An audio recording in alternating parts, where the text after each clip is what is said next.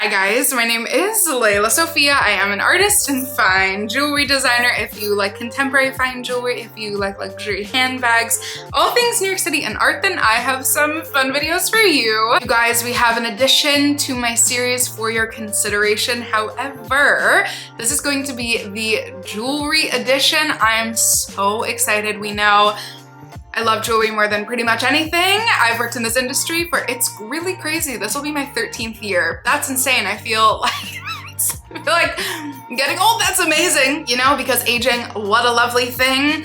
I cannot wait to share with you some of my favorite concepts or specific pieces when it comes to jewelry. But first and foremost, if you guys are new here, thank you so much for tuning in. I can't wait to see you in all of my future videos. Make sure that you like this video, subscribe to my channel, follow me on Instagram at lelasophia jewelry. I put out videos 3 days a week, and so I cannot wait to see you guys in the next one. Okay, we're gonna start off strong because I'm obsessing. I have always obsessed over this. Yes, I now pretty much just like walking billboard my own jewelry, but that doesn't mean I'm not still tapped in, okay? I'm not still loving looking at jewelry. I practice buying it for my family members for Christmas and their birthdays, so hopefully that counts. But my first category is one that I've probably been obsessed with since maybe is even like an inception point, okay? Because a vintage medallion is always gonna have you right, okay? Something about a medallion, clearly, again, we know I love. That's why I started a jewelry line. Literally was the first piece I ever made, first piece I ever carved, first piece I ever wore, will never take it off. Something about these cute little medallions is so anchoring. I know I use that word all the time, but truly so anchoring for a stack. If I had to only wear one piece of jewelry, it would be a necklace, I think. Not I think, I know. That would be my one piece. And I have somehow, I'm constantly, just like as a designer, constantly looking at reference pieces, okay? And particularly vintage slash antique slash ancient medallions, something about them is just so magical and ethereal and special. And this entire video literally is sparked by me being really obsessed with one right now that's on the real, but it's okay. I will post it because if you need it and I don't, that is okay. I'm set. So that would just be greedy of me. It's okay. It's right here. It's beautiful. You can totally snag it from me. But I was like, whoa, it's been a long time. I'm just being totally honest, okay? It's been a long time since I have been like, do I need this piece? It's been a really long time since I've fallen in love with a piece that is from a vintage collection, an ancient collection, or from another designer. And it like completely, I don't know, what a fun thing, you know? It like completely reignited my love. And so now I'm on this like vintage medallion kick. I really truly think that you can add it to any stack, even if you just wear a diamond tennis necklace when you go out, you can still, oh my God, how insanely gorgeous would that be? I'm gonna style you right now. How gorgeous would it be if you are wearing a gorgeous diamond, even white gold tennis necklace, okay? And then a gigantic vintage gold chunky medallion? Oh my God, I mean, hello, there's truly nothing better to me. Enough said, okay? The next category.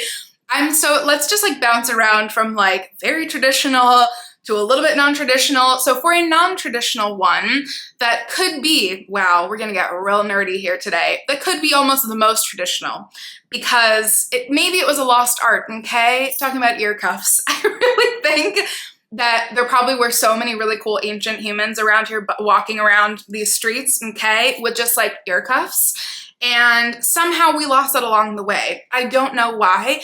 And I'm trying to be in the team of people who are bringing it back, okay? I really feel like Anna Corey is one person who I can completely blame slash thank for resurgence of earcuffs in the way, this is important, the way in which they're being worn now, because I purchased my first earcuff, I'm gonna again date and age myself. I purchased my first earcuff when I was 19, okay? I had just moved in. I had just moved in to my new apartment slash not new apartment, my family's apartment when I was 19. I was in college at the New School for Jazz and Contemporary Music, okay? And literally, I was babysitting all the time, blah, blah, blah, blah, blah. And so I used my little babysitting money, walked over with my friend to the Barney's that used to be in Soho, by the way, if anybody forgets that, on West Broadway. Walked myself over to the Barney's and bought an ear cuff. Okay, so again, 13 years of loving ear cuffs. I love them so much that I literally got a piercing because I was like, this needs to be a permanent fixture on my body. Here's the difference. Those, I used to get the dainty, pretty, maybe there was a diamond there, maybe there was a little wire gold moment.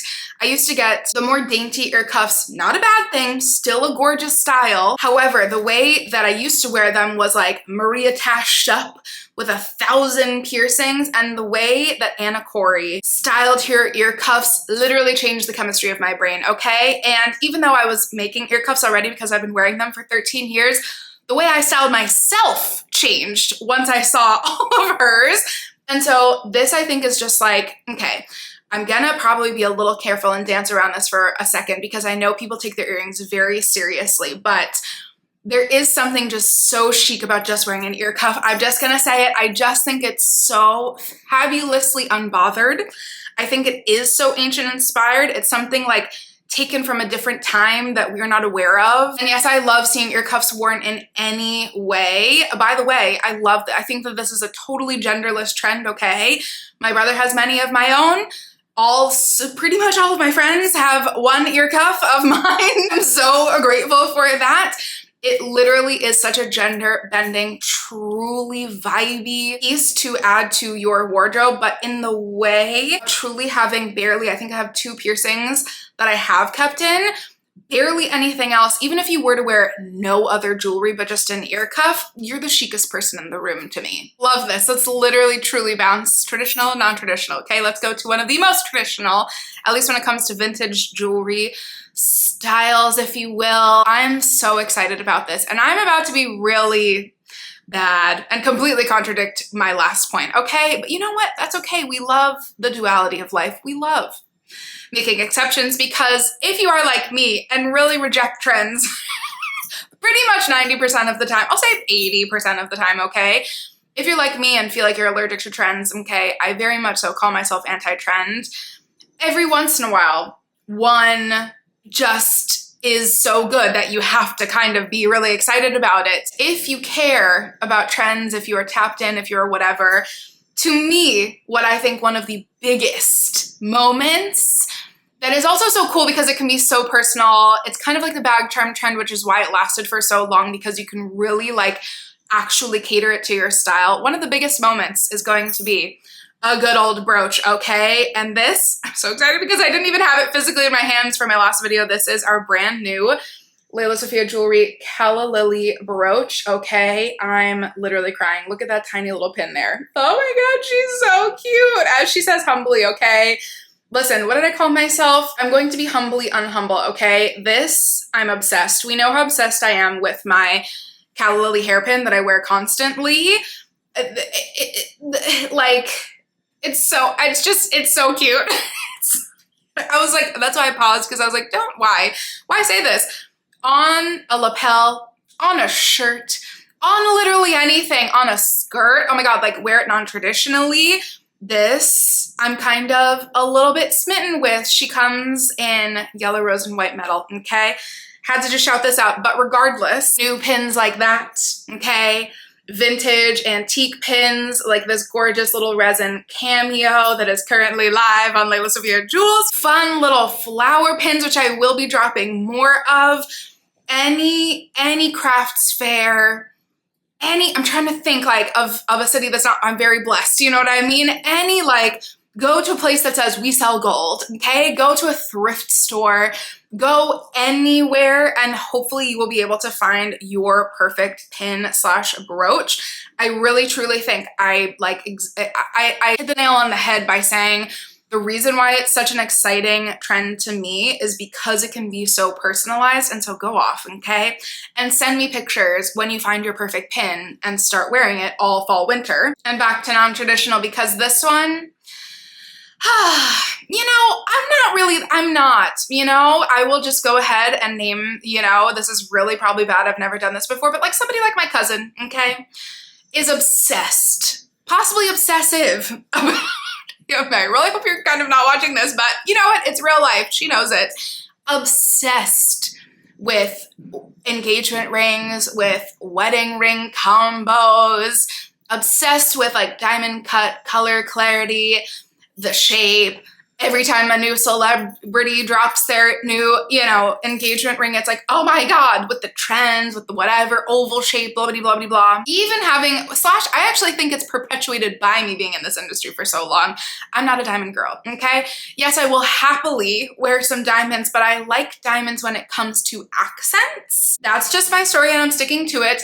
I have never in my life seen myself with a traditional, you know, solitaire engagement ring. I've never in my life, especially platinum one. I have a whole plan, okay, for like being surprised with a wedding ring. Anyway, you guys did not need to hear my story, but I will love one day to actually like get proposed to with a ring, aka a white gold antique Edwardian Nivette diamond ring, okay? That is the category that like I think would be so chic to wear on my right hand forever and be like, oh, my husband picked this out. And that's how he proposed to me. And then we proceeded to have me make my own engagement ring, like duh.